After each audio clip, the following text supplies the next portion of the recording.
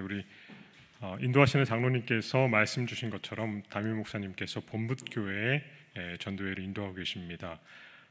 그리고 다음 주에는 또 우리 전사님이 둔내교회 전도회 인도로 출타하시게 됩니다. 그래서 우리 담임 목사님과 전사님 위해서 간절히 함께 기도해 주시면 감사하겠습니다. 오늘 특별한 친구들이 왔습니다. 우리 한삼과 서삼을 자랑스럽게 입학하고 경서 친구들인데요. 우리 이지성, 박영준 군 잠깐 일어나 줄까요?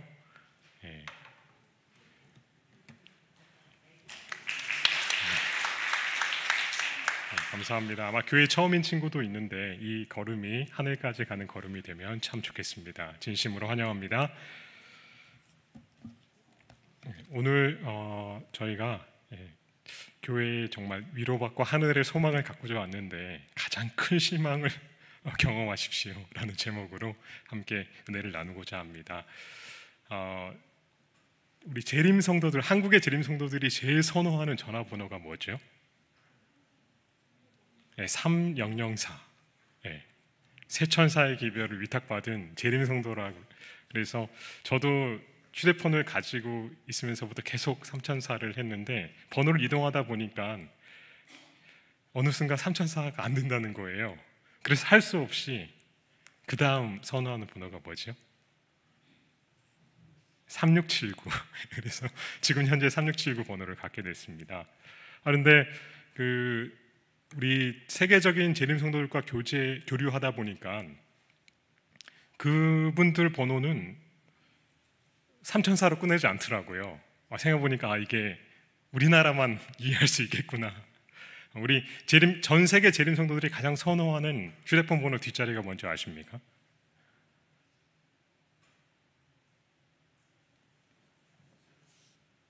네, 1844입니다. 그래서 그 이유를 나중에 깨달았는데 오늘 말씀과 관련이 있습니다. 특별히 날짜와도 관련이 있습니다.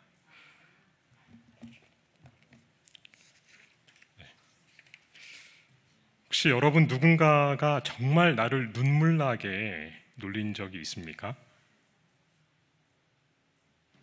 잊혀지지 않는 조롱을 받아보신 적이 있나요?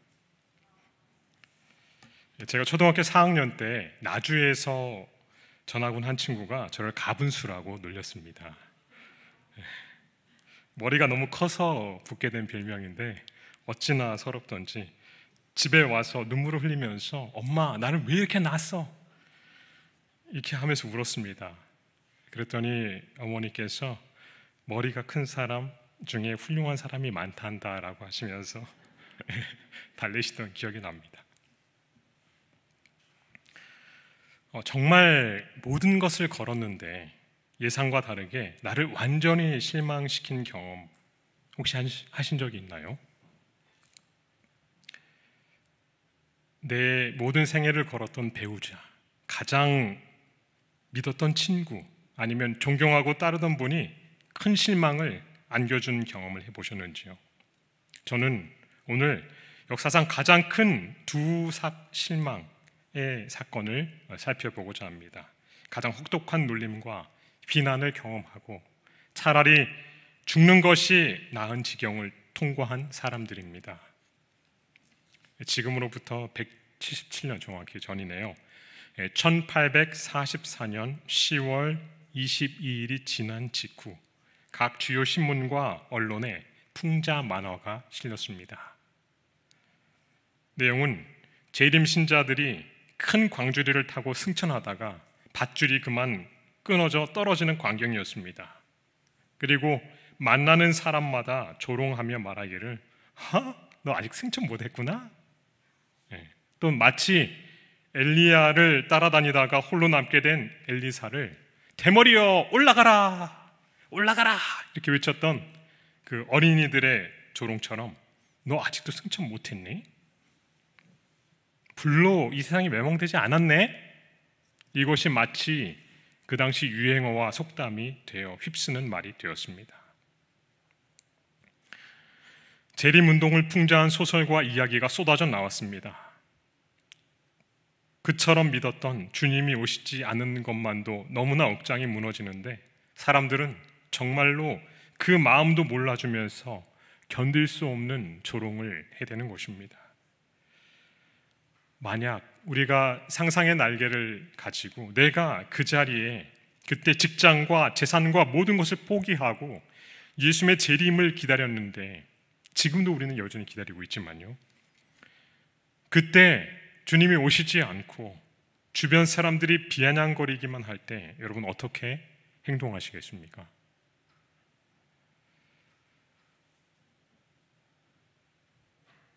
그때의 실망을 딛고 일어선 하이람 에드슨이라는 선구자는 훗날 그때의 경험을 이렇게 기록했습니다. 우리는 밤 12시가 될 때까지 주님을 기다렸다. 그러나 그날은 그대로 지나갔고 우리의 실망만이 확실해졌다. 이전에 한 번도 경험하지 못했던 서러움이 전신에 몰려왔다. 이 지상의 모든 친구들을 잃는다 해도 이렇게 서러울 수는 없었다. 우리는 동이 틀 때까지 울고 또 울었다. 나는 속으로 이렇게 말했다. 재림 운동의 경험은 나의 기독교인 경험 중에 가장 풍요하고 빛나는 것이었다. 만약 이것이 실패로 끝나는 것이라면 그 밖에 나의 기독교적 경험이 무슨 가치가 있는가? 성경의 실패가 증명된 것인가? 하늘도 금도성도 낙원도 존재하지 않는 것인가? 성경 이야기는 하나의 우화일 뿐인가? 이런 것들을 기대했던 우리의 가장 소중한 소망에는 아무런 실제성이 없었는가? 이렇듯 우리의 아끼는 소망이 허물어지고 말 것이라면 얼마나 애통할 일이랴. 실로 하늘이 무너지고 땅이 꺼지는 듯한 실망이었다. 잠시 여기서 살펴보아야 할 사실이 있습니다. 무엇이 그토록 그들을 큰 실망으로 몰아갔을까요? 그들이 그토록 세상의 부모나 친구나 모든 걸 잃는다 해도 그보다 훨씬 더 슬픈, 말로 어떻게 표현할 수 없는 슬픔, 왜 그들이 갖게 됐을까요?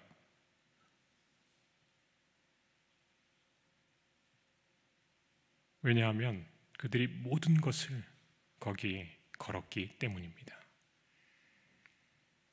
모든 것을 건 사람만이 간절한 마음이 있습니다. 자신을 모조리 쏟아놓은 사람만이 그렇게 실망할 수 있습니다. 재물이나 사람이나 여타 그 어떤 것도 의지할 거리를 남겨두지 않고 오직 예수만 의지하고 예수가 다시 오시기를 바랬고 모든 것을 쏟아부은 사람만이 겪는 그 아픔과 실망은 그렇지 않은 누구도 공감할 수 없는 것이었습니다. 그들은 한때 적지 않은 재산을 가진 사람들이었습니다. 배의 선장으로 은퇴하고 엄청난 재산을 가진 사람들이었어요. 그런데 재림기별을 전파하기 위해 모든 재산을 털어놓았던, 심지어 그 주에 식사를 준비할 것마저 수중이 없을 정도로 모든 것을 쏟아넣었던 사람들이었습니다. 살아남은 이들 372페이지는 이렇게 기록하고 있습니다.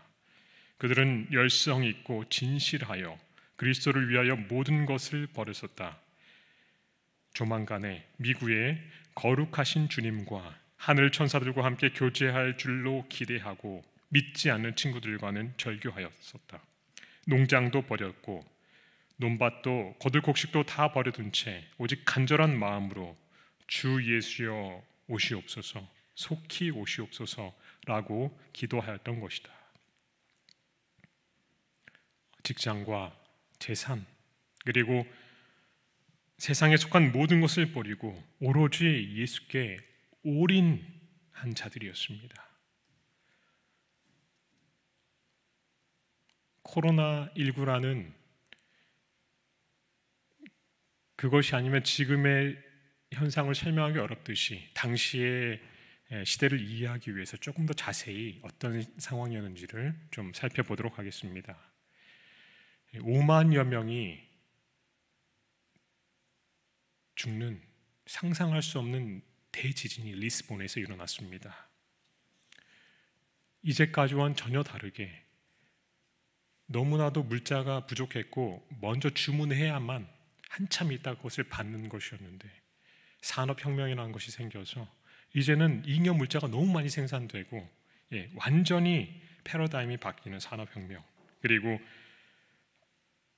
교황 없는 교회를 생각해 본 적이 없는데 교황권이 몰락하고요, 해가 어두워지고 달이 빛을 내지 아니하고 별들이 하늘에서 떨어지는 봉건제도는 몰락했고요, 상상조차 할 수 없었던 왕정제도가 폐지되고 통용제가, 그리고 산업혁명과 가격혁명, 물가상승, 상업혁명, 그리고 왕래와 교통수단의 신속한 변화, 일일이 열거할 수 없는 놀라운 일들이 꼬리에 꼬리를 물고 일어났습니다. 구대륙과 신대륙에서는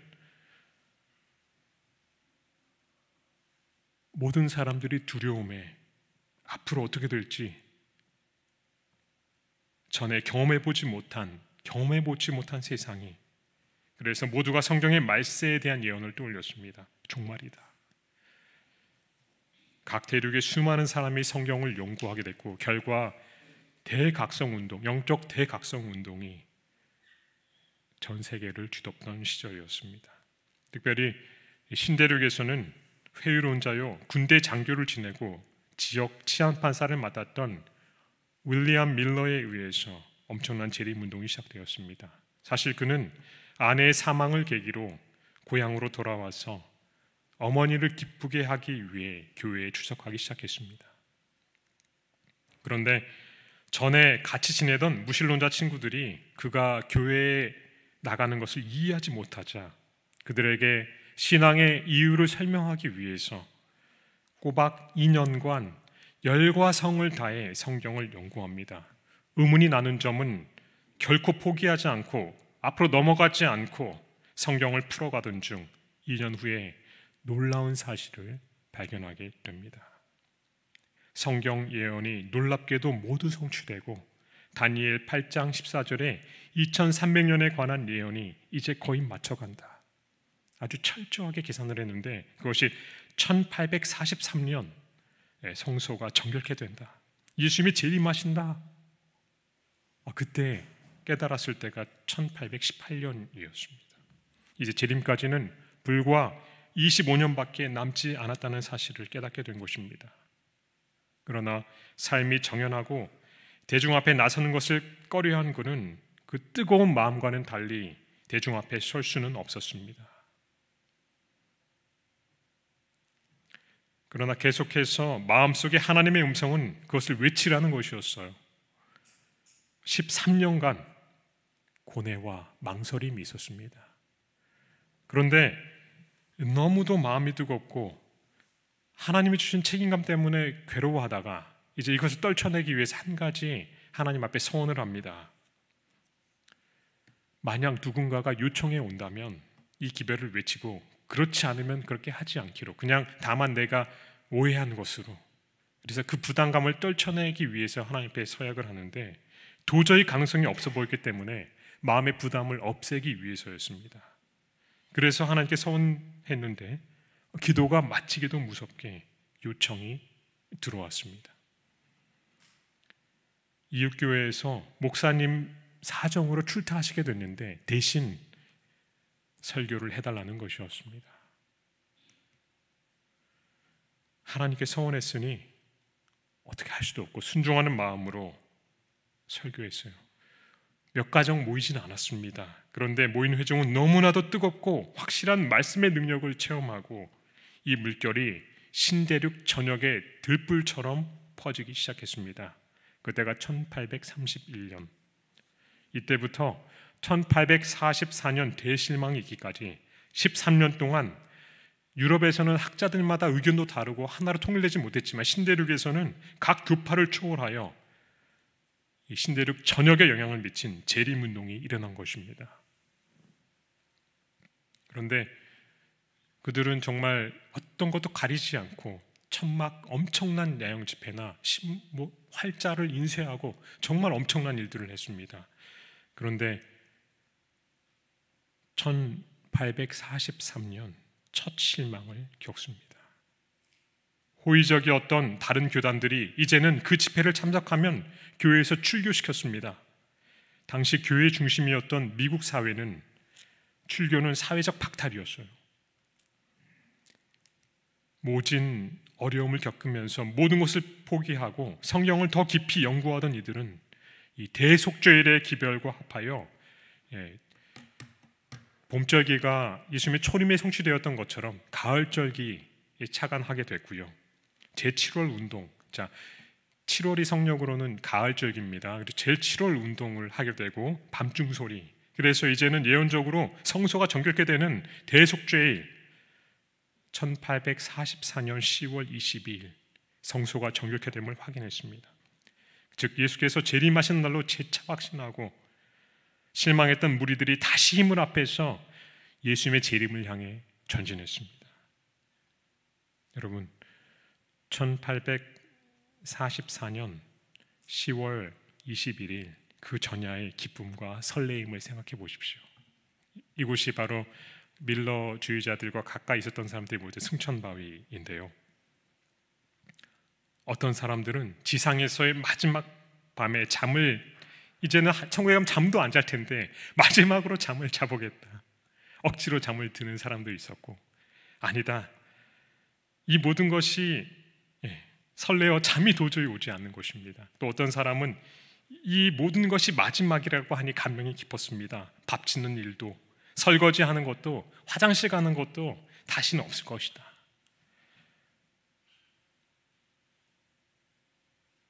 언제일까요?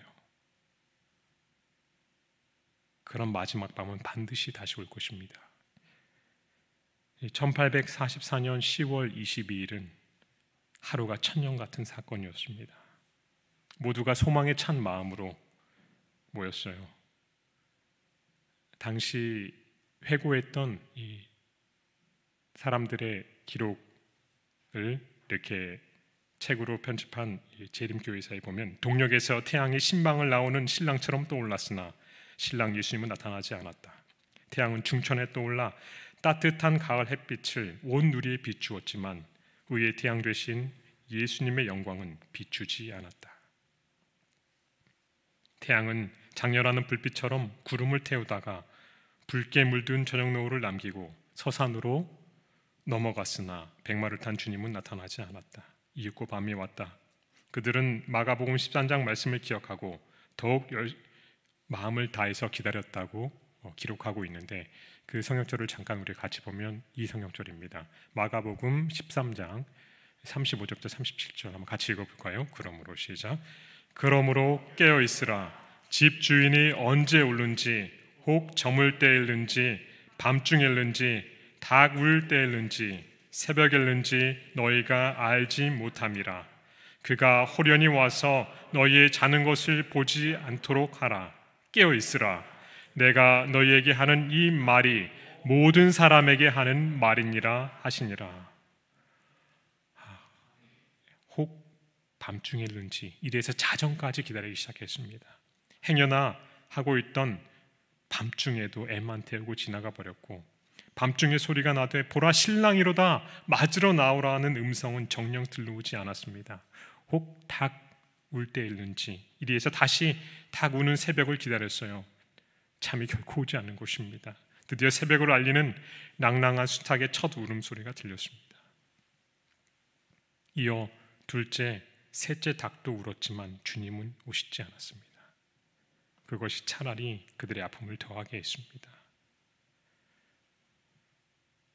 마지막 남은 새벽까지 기다렸, 이 얼마나 끈질긴 기다림입니까? 이윽고 남은 새벽이 지나고 동력에서 태양이 솟아오르고 다시 새날이 밝아왔지만 주님은 호련히 오시지 않았습니다.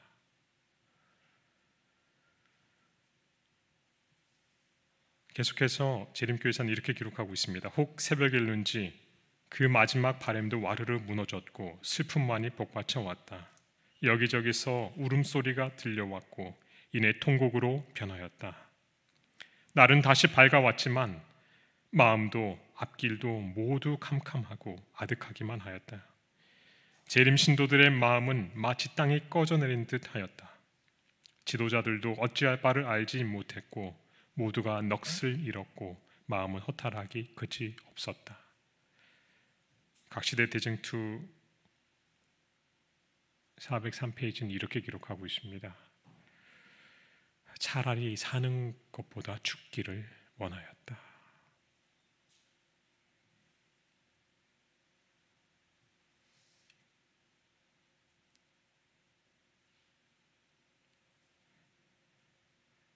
그런 주님이 오시지 않았으니 수많은 사람이 아예 믿음에서 떠나기도 하고요. 살아남은 이들 419페이지에는 이제 생애의 염려와 무거운 짐을 다시 지고 세상의 조소와 조롱을 당하며 살아야 한다는 것은 참으로 그들의 믿음과 인내에 대한 무서운 시련이었다. 시련이 아닐 수 없었다.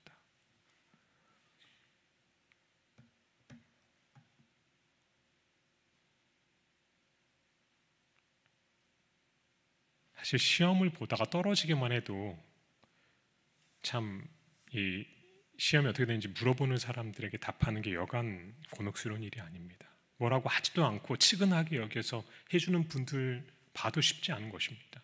그런데 그 정도가 아니라 일생을 걸고 신앙을 걸고 모든 걸 걸었는데 하나님께서는 그들이 왜 이토록 혹독하고 고통스러운 시련을 당하도록 허락하셨을까요?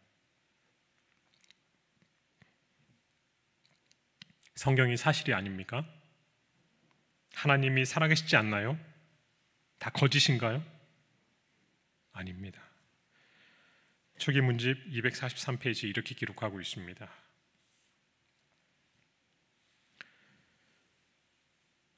나는 다시금 구름이 그들을 덮치는 것을 보았으며 그들의 지친 눈, 주님이 오시기를 학수고대하다가 지친 눈은 아래로 떨구어졌다. 내가 왜 이러느냐고 이유를 묻자 천사는 말했다. 대실망에 관한 것입니다.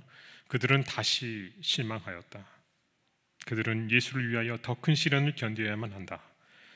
그들은 인간의 전통과 과오들을 버리고 온전히 하나님과 그분의 말씀으로 돌아가야 한다.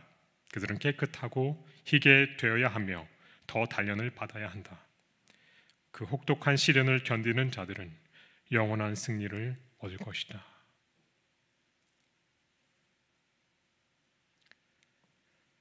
하나님께서 이렇게 대실망을 허락하신 이유는 바로 성경 말씀이 응하게 하시기 위함이었습니다. 사실 이보다 역사상 더 큰 대실망, 바로 제자들이 겪은 그리스도의 십자가 사건이었습니다.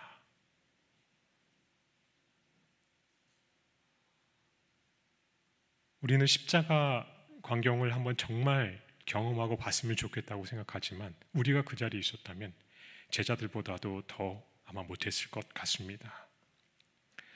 사실 십자가 사건이 있기 바로 며칠 전, AD 31년 6월절 며칠 전, 모든 사람이 주목할 때에 예수님은 승리의 왕으로서 예루살렘으로 입성하셨습니다. 구름대와 같은 이들이 정말 온 도성이 다 온 것처럼 되었어요. 열광적으로 종려가지를 흔들면서 호산나 호산나 다윗의 자손이여, 그렇게 외치던 승리 입성.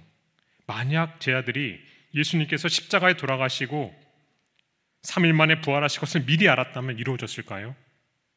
결코 이루어지지 않았을 것입니다.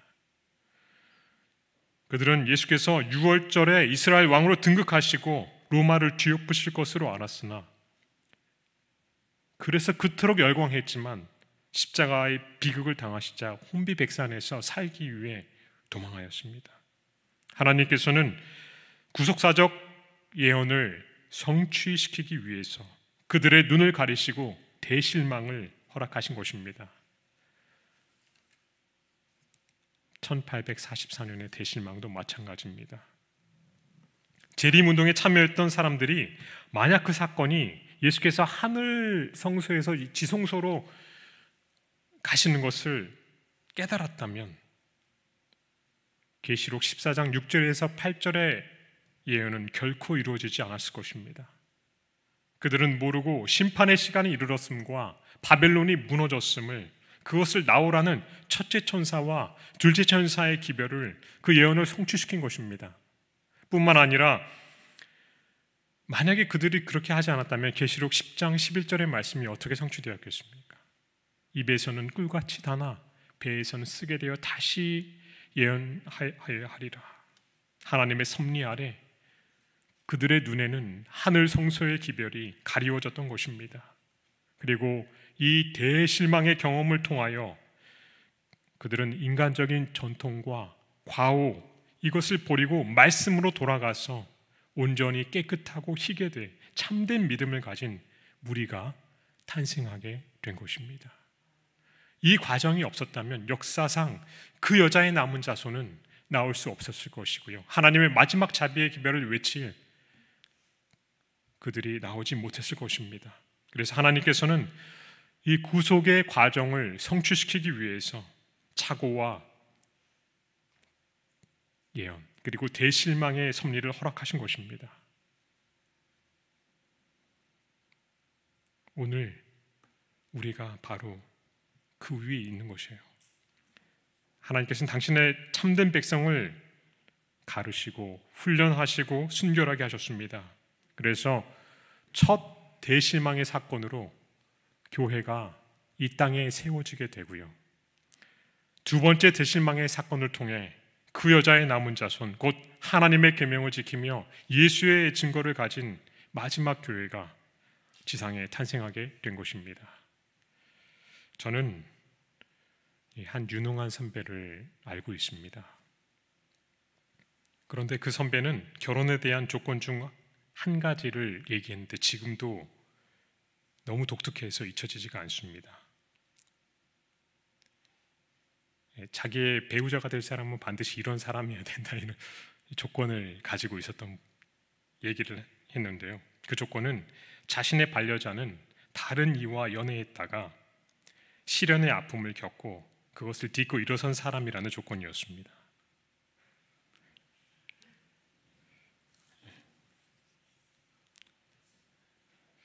조금은 다르지만 어떤 의미에서 우리 신랑 되시는 예수님도 그런 조건을 가지고 계신 게 아닌가 한 생각을 해보았습니다. 왜냐하면 계시록에서 구원받은 무리에 관해서 기록하기를 큰 환난 가운데서 나온 자들이라고 했기 때문입니다. 예수님의 신부된 교회는 환난을 이기고 나온, 그 환난을 이기고 나온 사람들입니다. 즉 구원받은 모든 사람들은 애통한 사람들, 즉 대실망을 경험한 사람들입니다. 이렇게 거룩한 구속의 역사를 숙고하면서 저는 다음과 같은 빛을 생각해 보았습니다. 첫 번째로, 자기 자신에 대해 처절하게 실망해 본 사람만이 바로 구원의 그날에 서게 될 사람입니다. 마태복음 21장 44절 이렇게 기록하고 있습니다. 같이 읽겠습니다. 이 돌 위에 떨어지는 자는 깨어지겠고 이 돌이 사람 위에 저를 가루로 만들어 흩으리라 하시니. 산돌 되신 그리스도 위에 떨어져서 자신의 죄됨을 보고 깨어진 사람, 자신에게 대실망하고 예수님 안에서 참 소망을 발견한 사람만이 마지막 날 개인적으로 임할 대실망과 환난을 견디게 될 것입니다. 그러나 그럭저럭 성령의 호소를 애써 넘기며 괜찮다고 자부하는 사람들은 재림의 그날 참된 자아를 보고 너무도 큰 죽음의 실망을 당하게 될 것입니다. 혹 여러분 실망을 경험하셨습니까? 실망 가운데 계십니까? 그 실망을 가장 큰 희망으로 바꾸어 주실 예수로 인해서 마음에 큰 소망을 갖게 되시길 바랍니다. 반대로 아직까지 자신에 대해서 제대로 보지 못했다면 오늘 흠없는 주님 앞에서 내가 어떤 존재인지, 모든 것을 보시는 주님의 눈앞에서 내가 설 수 있는 존재인지, 주님의 심판과 재림의 그날 내가 주님 앞에 설 수 있는지 처절히 자신에게 실망하게 되시기를 바랍니다. 예수 앞에 나아가 깨어지시는 여러분과 제가 되기를 간절히 바랍니다. 두 번째로,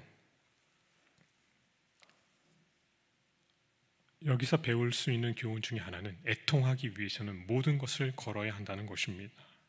돈, 명예, 심지어 절친까지도 세상에 속한 모든 것을 뒤로 하고 오로지 예수께 모든 것을 건 사람만이 진정 애통을 경험할 수 있게 됩니다.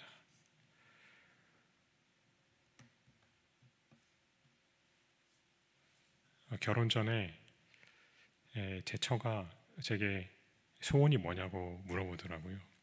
그래서 부부싸움을 해보는 것이다 기다렸는데 너무나 속이 없었습니다. 하나님께서 그 소원을 얼마나 잘 이루어 주셨는지 결혼하고 3년 정말 피가 터지도록 싸웠습니다. 하루는 정말 신혼 초인데 아내와 심한 부부싸움을 하게 됐습니다. 인격의 바닥이 드러나도록 싸운 저희는 서로에게 몹시도 실망하였습니다. 그러나 그렇게 싸우고 난 후 생각해 보니 우리가 서로에게 얼마나 많이 기대했었고 서로가 서로에게 전부라는 사실을 깨닫게 됐습니다. 김혜진이라는 여성이 저에게 전부를 걸었어요. 그리고 저도 이 김혜진이라는 여성에게 전부를 걸었었습니다. 그러면서 생각을 해보았습니다. 나는 예수님께 내 자신의 얼마를 걸었는가? 전부를 걸지 않으면 간절함이 없습니다. 내기를 할 때도 돈을 전부 걸어야 그만큼 간절합니다. 무엇인가 남겨두면 간절함도 열성도 식습니다. 그래서 하나님께서는 하나님과 재물을, 세상을 겸하여 섬길 수 없다고 하셨습니다. 말로는 예수님 의지하고 예수님 재림 고대한다고 하면서 얼마나 그러한 삶을 살고 있나 살펴보았습니다. 여러분의 생애 중 얼마만큼 예수님께 걸고 있습니까? 만약 얼마는 세상과 그 재물에 두었다면 우리는 아간처럼 그리고 소금기둥이 된 롯의 아내를 깊이 생각해야 할 것입니다. 이제 정신을 차리고 우리의 전 생애를 예수께 걸게 되시는 여러분과 제가 되기를 간절히 바랍니다. 아직 예수님 앞에 자신의 모든 것을 드러내지 않으므로 참된 성령의 거듭남을 경험하지 못한 분이 혹 계십니까? 이 시간 우리 모든 것을 아시고 가릴 것도 없는 그분께 내 자신의 전부를 맡기고 나아가시는 여러분과 제가 되기를 간절히 바랍니다. 내 자아에 대해서 그리고 그릇된 믿음에 대해서 나의 연약한 믿음에 대해서 참되게 실망하시기를 바랍니다. 애통하는 자에게 복이 있다 하셨습니다. 저희가 위로를 받을 것이요 주님과 대면하는 엄숙한 기쁨을 주시겠다고 약속하셨습니다. 그러면 그 어떠한 대실망도 우리를 거꾸로 넘어뜨리지 못할 것입니다. 수많은 사람, 5만여 명이 넘는 사람이 다 넘어졌지만 예수님께 모든 것을 걸었던 30여 명의 소수는 하나님의 말씀이 여전히 진실이고 진리고 세상을 주관하시는 분임을 깨닫고 믿음으로 나가고요. 그들을 통해 오늘날 제7일 안식일 예수재림교회가 이 세상에 우뚝 서서 하나님의 마지막 자비의 기별을 증거하고 있습니다.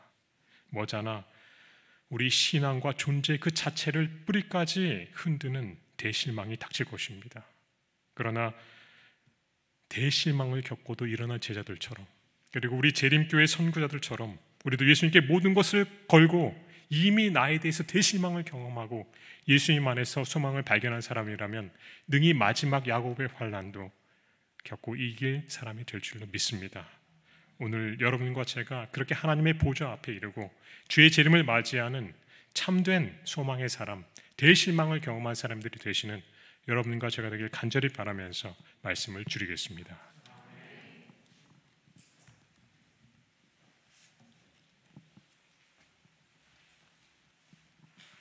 주신 말씀 감사합니다. 다 함께 일어나셔서 마치는 찬미 200